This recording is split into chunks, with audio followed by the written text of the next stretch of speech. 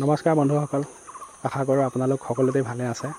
বন্ধুসকল, আমাৰ জীৱনত বহুতো এনেকুৱা ধৰণৰ ঘটনা কিছুমান ঘটি যায় য'ত আমি শপত খাবলগীয়া হৈ যায় যে আজিৰ পৰা এইটো কাম নকৰোঁ আৰু ভগৱানৰ নামত শপত খালোঁ বা মাৰ নামত শপত খালোঁ যে আজিৰ পৰা এইটো কাম আৰু নকৰোঁ, এইটো ঠাইলৈ নাযাওঁ, এইটো বস্তু নাখাওঁ বা এজন মানুহক নামাতোঁ।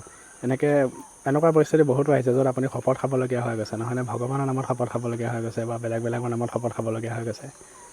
কিন্তু তাৰপিছতে হয়তো আকৌ এনেকুৱা এটা দিন আহিলে সেই শপতটো আপোনাৰ হয়তো ভাঙিবলগীয়া হৈ গ'ল। এনেকুৱা পৰিস্থিতি আহি গ'ল, সেই যে আপুনি মানুহজনক নামাতিবলৈ শপত খাইছিলে, সেই পৰিস্থিতিত পৰি মানুহজনক আপুনি মাতিবলৈ বাধ্য হ'ব অথচ আপুনি শপতটো খাই থৈছে, ভয়ো কৰিছে, এতিয়া ঈশ্বৰৰ নামত শপত খাই থৈছোঁ, নামাতোঁ বুলি, এতিয়া তাক মাতিলে হয়তো মোৰ ভগৱানে দুখ ধৰিব নেকি, বা এইটো কাম নকৰোঁ বুলি শপত খাইছিলোঁ, এতিয়া পৰিস্থিতিত পৰি কৰিবলগীয়া হৈছে, শপতটো ভাঙি গ'লে দুখ লাগিব নেকি, এনেকুৱা ধৰণৰ চিন্তা কিছুমান হয়তো তেতিয়া মনলৈ আহে।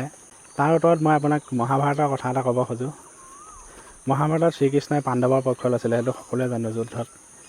কিন্তু শ্ৰীকৃষ্ণই প্ৰতিজ্ঞা কৰিছিল যে মই অকল অৰ্জুনৰ ৰথৰ সাৰথিহে হ'ম, মই অস্ত্ৰ নুঠাওঁ এই যুদ্ধত। অথচ সেইজন শ্ৰীকৃষ্ণই পৰিস্থিতিত পৰি বাধ্য হৈ ভীষ্ম পিতামহক আক্ৰমণ কৰিবৰ কাৰণে ৰথৰ চকা দাঙি লৈ মাৰিবলৈ উদ্যত হৈছিল। গতিকে মই অলপ আগতে যিখিনি সমস্যাৰ কথা ক'লোঁ, তাৰ সমস্যাৰ উত্তৰ এই ঘটনাটোতে জড়িত হৈ আছে। যেতিয়া উদ্দেশ্য এটা সৎ বা মহান হয়, সত্য এটাক প্ৰতিষ্ঠা কৰিবৰ কাৰণে বা ভাল কাম এটা কৰি হোৱাবৰ কাৰণে কেতিয়াবা কিছুমান শপত ভংগ কৰিবলগীয়া হৈ যায়। তাৰ উদাহৰণ ভগৱান শ্ৰীকৃষ্ণই দি থৈ গৈছে। সত্যক প্ৰতিষ্ঠা কৰিবৰ কাৰণে ভগৱানে প্ৰতিজ্ঞা ভংগ কৰিবলগীয়া হৈছিলে। গতিকে ইয়াৰ দ্বাৰা এইটোৱে বুজা যায় যে কিছুমান বিশেষ পৰিস্থিতিত আমি প্ৰতিজ্ঞা ভংগ কৰিবলগীয়া হয় বা কৰিলেও একো দুখ নহয় সত্য এটাক প্ৰতিষ্ঠা কৰিবৰ কাৰণে। গতিকে বন্ধুসকল, তেনে পৰিস্থিতিত যদি আপুনি পৰিছে, তেতিয়াহ'লে যদি ভাল কাম এটাৰ কাৰণে আপুনি শপত ভংগ কৰিব পাৰে, কাৰোবাক যদি নামাতোঁ বুলি ভাবিছিলে, ভাল কামৰ ক্ষেত্ৰত আপুনি মাতিব পাৰে মানুহজনক।